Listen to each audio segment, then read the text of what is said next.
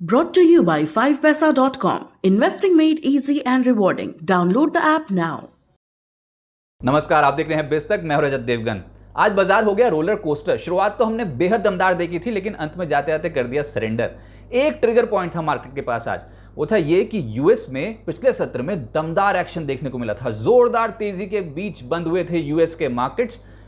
US में भी ब्याज दरें 0.5% बढ़ा दी गई हैं, लेकिन ये एंटीसिपेटेड लाइन पे है, क्योंकि वहां पर महंगाई दर 40 साल की ऊंचाई पे है और 22 साल में पहली बार ऐसा देखा कि इतने क्वांटम से रेट हाइक हुई हो, 0.5% का रेट हाइक, लेकिन बाजार ने इसको पहले ही बचा रखा था। एक पॉजिटिव स्टेटमेंट जो फेड चेयरमैन के बयान में आ गई वो थी ये कि फेड अब जब जब बैठेगा तब ऐसा नहीं होगा कि बहुत बड़े क्वांटम से रेट हाइक हो, 0.75% की रेट हाइक नहीं होगी किसी भी फेड बैठक में।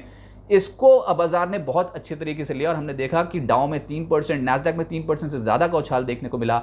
एसडेक्स निफ्टी बता रहा था कि आज इंडियन मार्केट्स की ओपनिंग स्ट्रांग हो सकती है, 150 पॉइंट्स का गेन हो सकता है शुरुआती सत्र में। तो बियर्स तो हो गए परेशान, क्योंकि पिछले सत्रों में तो मंदी के सौदे जबरदस्त बने थे इंडियन मार्केट्स में। तो आज खुले गैप के साथ, गैप क्या 177 अंकों की तेजी के साथ खुल गए 16,854 के लेवल पे। धीरे धीरे करके तेजी और बढ़ गई, 16,945 के दिन के हाई लगा दिया, लेकिन दोपहर को 1:30 बजे 16,800 के लेवल को कर दिया वॉयलेट, तोड़ दिया उसे। और उसके बाद एकदम से बिकवाली, ताबड़तोड़ बिकवाली भारतीय बाजारों में आती हुई नजर आई है। दिन का लो टच हो गया 16,651, 16,945 आज के दिन का हाई था। ऊपरी स्तरों से आज फिर से हुई है मुनाफा वसूली। आप देख रहे हैं बिज़ तक में मार्केट अपडेट, लेकिन एक और खबर है आपके काम की। डाउनलोड कीजिए 5पैसा ऐप, जहां पर आपको मिलेंगे इन्वेस्टमेंट के बेहतरीन आइडियाज, 4000 से ज्यादा स्टॉक्स की रिसर्च टूल्स, एडवांस प्लेटफॉर्म्स और एक्सपर्ट एडवाइस, वो भी 0% ब्रोकरेज और फ्लैट 20 रुपीज पर ट्रेड पर। तो देर मत कीजिए, डाउनलोड कीजिए 5पैसा ऐप, जिसका लिंक डिस्क्रिप्शन बॉक्स में दिया है।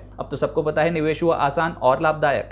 निफ्टी अल्टीमेटली क्लोज हुआ है 16,682 पे, मात्र 5 अंक बिल्कुल फ्लैट बढ़कर। इसके अलावा निफ्टी बैंक 31 अंक गिरकर बंद हुआ है 35,232 के लेवल पे, और सेंसेक्स 33 अंक बढ़कर बंद हुआ है। लेकिन आप ऊपर से देखेंगे तो यू टर्न था बाजार का, बिल्कुल यू टर्न, और यही दिक्कत है, आज ऊपर ले जाकर पटका है। निफ्टी पे हायर लेवल से 263 अंक साफ हुए हैं, 263 अंक गिरकर बंद हुआ है निफ्टी, और निफ्टी बैंक हायर लेवल से 702 अंक लुढ़क कर बंद हुआ है। आज निफ्टी बैंक का हाई है 35,934। आज थी वीकली एक्सपायरी, लेकिन दिक्कत थी मार्केट की, खुले तो तेज थे लेकिन ऊपर ले जाकर पटका है। जी हां, अगर आप हाई से देखोगे तो बिकवाली आपको ज्यादा दिखाई देगी। निफ्टी का आज के दिन का हाई था 16,945, क्लोजिंग है 16,682, यानी कि ऊपरी स्तरों से 263 अंक साफ होकर बंद हुआ है निफ्टी।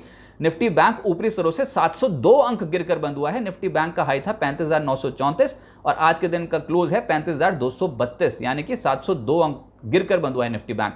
ये दिक्कत थी, ऊपर तो खुले थे लेकिन टिके नहीं और बियर्स हो गए हावी। एडवांस डिक्लाइंस, निफ्टी के 19 शेयर्स हरे निशान में बंद हुए और 31 शेयर्स लाल निशान में बंद होते हुए नजर आए। निफ्टी गेनर्स पे आज आईटी को पाएंगे आप। टेक महिंद्रा, इन्फोसिस, एचसीएल टेक, ये कुछ ऐसे स्टॉक्स थे जो डोमिनेट कर रहे थे मार्केट को। 2.5% से 4% का उछाल इन तमाम स्टॉक्स में। हीरो मोटोकॉर्प और टाटा स्टील भी निफ्टी के टॉप गेनर्स की सूची में आगे रहे। 2 से 4% की तेजी इनमें देखने को मिली। लूजर्स में आज पहले पायदान पे है इंडसइंड बैंक, 4% लुढ़क गया। ब्रिटानिया 3.25% से ज्यादा लुढ़का।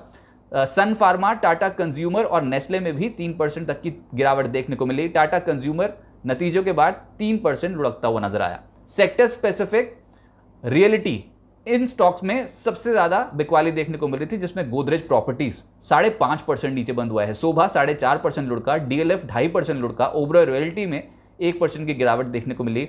हेल्थकेयर स्टॉक्स और फार्मा स्टॉक्स में आज मुनाफा वसूली क्लियर कट नजर आ रही थी और लेटर हाफ में तो बिकवाली और एस्केलेट हो गई। सन फार्मा 3% लुढ़का, अपोलो हॉस्पिटल लगभग 1.25% लुढ़का, सिप्ला 1.5% नीचे बंद हुआ है। बायोकॉन, एल्केम, सिंजीन, डॉक्टर रेड्डीज आज हल्के होते हुए नजर आए और दिक्कत यही थी कि हायर लेवल से स्लिप हुए हैं। बैंक्स, चाहे वो पीएसयू बैंक्स हों या फिर प्राइवेट बैंक्स, खुले तो ठीक थे लेकिन संभल नहीं पाए, ऊपरी स्तरों पे हो गई मुनाफा वसूली। पीएसयू बैंक्स में आज इंडियन बैंक 3% लुढ़का, बैंक ऑफ बड़ौदा 2% से ज्यादा लुढ़का, बैंक ऑफ इंडिया, आईओबी और यूनियन बैंक जैसे स्ट्रक्चर्स आज खराब होते हुए नजर आए हैं। प्राइवेट बैंक्स में आज इंडसइंड बैंक टॉप लूजर है, 4%, ये नीचे बंद हुआ। बंधन बैंक में लगभग 1.5% की गिरावट देखने को मिली। इसके अलावा city union bank, axis bank और एचडीएफसी बैंक में भी आज लाल निशान की क्लोजिंग दिखाई देगी। एफएमसीजी, बहुत समय बाद ऐसा हुआ है कि आज बिकवाली ज्यादा देखने को मिली थी एफएमसीजी स्टॉक्स में, जिसमें ब्रिटानिया 3% लुढ़क गया, टाटा कंज्यूमर नतीजों का इम्पैक्ट झेल रहा था, ये 3% नीचे बंद हुआ है। नेस्ले लगभग 3% लुढ़का। डाबर के नतीजे आए थे इंट्राडे में, वहाँ पर भी आज 2% की गिरावट देखने को मिली। कोलगेट, मैकडॉवेल जैसे स्टॉक्स में आज लाल निशान की क्लोजिंग है। जो चढ़े उसमें आज एक सेक्टर बहुत डोमिनेट करके गया है, वो है आईटी। बहुत ज़्यादा पिटाई ऑलरेडी हो चुकी है इन स्टॉक्स की, निचले स्तरों में कुछ बॉटम फिशिंग जरूर इन्वेस्टर्स करते हुए नजर आए। टेक महिंद्रा 4% उछला, इन्फोसिस 3% से ज़्यादा उछला, कोफोर्ज 2.25%, HCL टेक 2.5% उछला, L&T टेक्नोलॉजी सर्विसेज और विप्रो 2% से 2.25% की तेजी दिखा के गए हैं। मेटल्स में कहीं खुशी कहीं गम ऐसे वाले सौदे थे, लेकिन जो तेज हुए उसमें वेदांता 3% ऊपर बंद हुआ। एपीएल, अपोलो, टाटा स्टील और NMDC जैसे स्टॉक्स आज हरे निशान की क्लोजिंग दिखाई देगी। ऑटो में अक्रॉस द बोर्ड खरीदारी तो थी, क्वांटम बड़ा ना हो, लेकिन जी हाँ आज हरे निशान में था ये इंडेक्स, और तेजी जो बनी उसमें था हीरो मोटोकॉर्प 4% तेज हुआ, अशोक लेलैंड 3.25% ऊपर बंद हुआ, ट्यूब इन्वेस्टमेंट, भारत फोर्ज, सोना कॉमस्टार, बजाज ऑटो, टाटा मोटर्स, ये कुछ ऐसे स्टॉक्स थे जहां पर हरे निशान की क्लोजिंग दिखाई देगी गिरते बाजार में। और एक तबका, एक सेक्टर ऐसा जिसमें अक्रॉस द बोर्ड खरीदारी होती देखी, वो था शुगर कंपनियों में आज फिर से रौनक लौटी है, जिसमें पौनी शुगर 8% ऊपर बंद हुआ, धामपुर शुगर 5%, द्वारिकेश, त्रिवेणी इंजीनियरिंग, औध शुगर जैसे स्टॉक 3.5% से लगभग 4% उछलते हुए नजर आए। एफएनओ में जहां पर बड़े सौदे होते हैं उसमें एक स्टॉक डोमिनेट कर रहा था, वो था एबीबी इंडिया। एबीबी में नतीजों का इंपैक्ट था जो स्टॉक को 10% ऊपर ले गया, अच्छे नतीजे और बाजार ने उसको रिस्पेक्ट किया। सीमेंस 4.5% ऊपर बंद हुआ है। टेक महिंद्रा, हीरो मोटोकॉर्प और डिक्सन आज हरे निशान में बंद हुए हैं। इनफैक्ट टेक महिंद्रा, हीरो मोटोकॉर्प तो निफ्टी के टॉप गेनर्स की सूची में आगे थे ही, लेकिन डिक्सन बहुत पिटाई ऑलरेडी स्टॉक की हो चुकी है इस हफ्ते, तो निचले स्तरों से बाउंस किया आज 3.5%। एफएनओ लूजर्स में इंटेलेक्ट डिजाइन नतीजों का इंपैक्ट था, 6.5% लुढ़क गया। गोदरेज प्रॉपर्टीज यहां पर भी 5.5% की गिरावट देखने को मिली।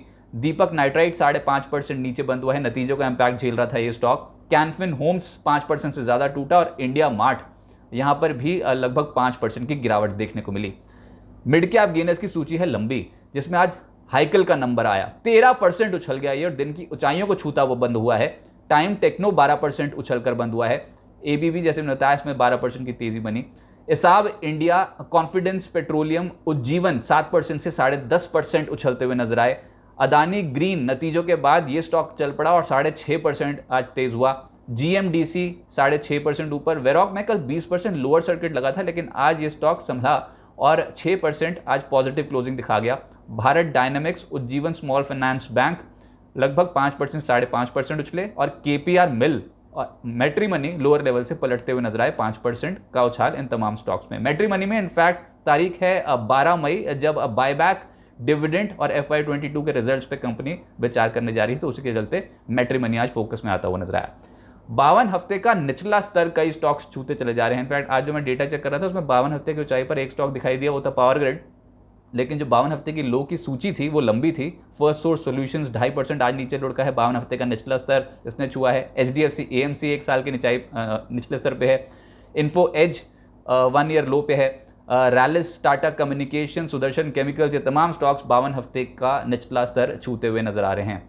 अब आगे क्या होगा? देखिए, बाजार की दिक्कत यह है कि ऊपरी स्तरों पर टिकना थोड़ा मुश्किल इसलिए हो रहा है क्योंकि अब कई देशों के सेंट्रल बैंक्स एक साथ ब्याज दरें बढ़ाते हुए नजर आ रहे हैं। अमेरिका में ब्याज दरें बढ़ी हैं, भारत में ब्याज दरें बढ़ी हैं और इनफैक्ट अब बाजार जब आज बंद हुआ तो उसके बाद बैंक ऑफ इंग्लैंड ने भी एक स्टेटमेंट दे दी कि उन्होंने भी ब्याज दरें बढ़ाकर 1% कर दी है। उनकी भी इकॉनमी में वो कह रहे हैं कि जो इन्फ्लेशन है वो 30 साल में सबसे ज़्यादा है और अर्थव्यवस्था में धीमापन देखने को मिल सकता है इसकी वजह से। उसके चलते ब्याज दरों को अभी बढ़ाना बहुत ज़्यादा ज़रूरी है और उन्होंने 2009 के बाद पहली बार ऐसा देखा है कि वहाँ पर 1% इंटरेस्ट रेट हो गया हो। और ये एक चुनौती इस समय सेंट्रल बैंक्स के साथ है कि वो ग्रोथ को बढ़ाना और इन्फ्लेशन को कंट्रोल करना, इसके बीच में तालमेल कैसे बिठाते हैं। तो उसी के चलते आप देख रहे हैं कि बाजार थोड़ा नर्वस हो रहा है क्योंकि जब स्टिमुलस पैकेजेस मिल रहे थे तब तक तो ठीक था, ब्याज दरें कम थी, लेकिन अब अगर वर्ल्ड वाइड ब्याज दरों के बढ़ने का सिलसिला शुरू हो गया तो उससे कॉर्पोरेट जगत में थोड़ी सी दिक्कत पैदा होती है क्योंकि अल्टीमेटली इंटरेस्ट रेट बढ़ेंगे तो बोरोइंग कॉस्ट बढ़ेगी कंपनियों की और वो असर डालेंगी नतीजों पे। ऐसा इस समय बाजार में जो है इसी के चलते बहुत प्रेशर देखने को मिल रहा है। अब आगे क्या होगा? देखिए, इस समय नर्वस है मार्केट, वो तो आज क्लियरली प्रूफ हो गया क्योंकि ऊपरी स्तरों पर टिक नहीं पाए और बिकवाली हावी होती हुई नजर आई। और वो इसलिए भी क्योंकि इस समय नर्वस है मार्केट। कई देशों के सेंट्रल बैंक्स ने एक साथ मिलकर ब्याज दरों में बढ़ोतरी का सिलसिला शुरू कर दिया है और उसी के चलते आप देख रहे हो कि मार्केट्स में थोड़ा सा इस समय दिक्कत पैदा हो रही है, क्योंकि जब तक स्टिमुलस मिल रहा था तब तक तो ठीक था, सभी पार्टी के मूड में थे, लेकिन अब ब्याज दरें बढ़ेंगी तो ऑब्वियसली कंपनियों की बोरिंग कॉस्ट बढ़ती हुई नजर आएगी। हमने पहले देखा अमेरिका में ब्याज दरें बढ़ गई, इंडिया में ब्याज दरें बढ़ गई, और अब जब बाजार बंद हुआ तो बैंक ऑफ इंग्लैंड की भी स्टेटमेंट आई है कि उन्होंने भी ब्याज दरें बढ़ाकर 1% कर दी है। वो भी यही कह रहे हैं कि 30 साल में सबसे ज़्यादा है महंगाई और उससे निपटना बहुत बड़ा चुनौती है। तो इस समय इन्फ्लेशन को कंट्रोल करना और ग्रोथ को बढ़ाना, ये ऑलमोस्ट सभी देशों के सेंट्रल बैंक्स के लिए एक बहुत टफ चुनौती है और बाजार इसी को ही फैक्टर इन करके चल रहा है कि ये एकदम से जो एक साथ सभी देश ब्याज दरें बढ़ाते चले जा रहे हैं, इसका असर कैसे आएगा कॉर्पोरेट जगत की प्रॉफिटेबिलिटी पे। अब देखते हैं कि भारतीय बाजार कहाँ पर सपोर्ट लेते हैं। हाँ, लेकिन टेक्निकल टर्म्स में आपको बता दूं कि निफ्टी पे 16,900 17,000 बहुत इंपॉर्टेंट एक रेजिस्टेंस जोन बनता चला जा रहा है। वो तो आज प्रूफ हुआ ही, 16,900 को पार किया था लेकिन उसके बाद टिके नहीं वहाँ पर। Support zones 16,400 16,600 important support levels हैं। इनफैक्ट देखते हैं कि कल के सत्र में 16,600 के लेवल को बचा पाते हैं कि नहीं, क्योंकि इसको वॉयलेट किया तो मतलब फिर इस वीक के लो को वॉयलेट कर दिया। बाजार अभी सभी एवरेजेस, मूविंग एवरेजेस के नीचे है और ऐसी स्थिति टेक्निकल टर्म्स में ठीक समझी नहीं जाती, सेल ऑन राइज वाली मार्केट बन जाती है। और आज भी उछाल पर ट्रेडर्स ने बिकवाली ही की है, कोई बहुत बड़ी पोजीशंस कैरी नहीं की हैं। निफ्टी बैंक ये अल्टीमेट है, वो इसलिए क्योंकि 34,900 35,000 का जो स्तर है निफ्टी बैंक के लिए 2022 में कई बार टेस्ट हुआ और इस लेवल के नीचे नहीं गए। 34,900 35,000 को टेस्ट करके एकदम से निफ्टी बैंक बाउंस कर जाता है, लेकिन इस बार स्थिति कुछ अलग है। देखते हैं कि निफ्टी बैंक ये जो जोन है 34,900 से 35,000 का, क्या ये बचा पाता है कि नहीं, जो अब तक 2022 में मेंटेन करके रखा है। कल रिलायंस इंडस्ट्रीज के नतीजे भी आने हैं, बाजार बंद होने के बाद आएंगे तो उसका इम्पैक्ट अगले हफ्ते पड़ना है। इंपॉर्टेंट नतीजे जो कल आएंगे उसमें रिलायंस इंडस्ट्रीज तो है ही, लेकिन Canara bank, federal bank, Tata power, ये कुछ ऐसी कंपनी हैं जो अपने नतीजे पेश करने जा रही हैं। लेकिन मैं अभी भी ये कह रहा हूँ कि बाजार में कुछ इंपॉर्टेंट लेवल्स इस हफ्ते ज़रूर ब्रीच हुए हैं, सेंटीमेंट थोड़ा कमज़ोर हुआ है। देखते हैं अब कहाँ जाके संभलते हैं, लेकिन हाँ, काउंटर स्पेसिफिक मूवमेंट्स डेफिनेटली देखने को मिलेंगी और आपका हमारा काम यही है कि बेहतर फंडामेंटल वाली कंपनियां सिलेक्ट करें और एसआईपी के ज़रिए सिस्टमैटिकली निवेश करें, क्योंकि बाजार फिर से एक और मौका दे रहा है और इस मौके का फ़ायदा उठाने का तरीका सिर्फ यही है कि गुड क्वालिटी स्टॉक्स में इन्वेस्ट करें और सिस्टमैटिकली इन्वेस्टमेंट जारी रखें। बिजनेस जगत की तमाम अपडेट्स के लिए आप जुड़ रहे हैं बिस्तक के साथ। नमस्कार।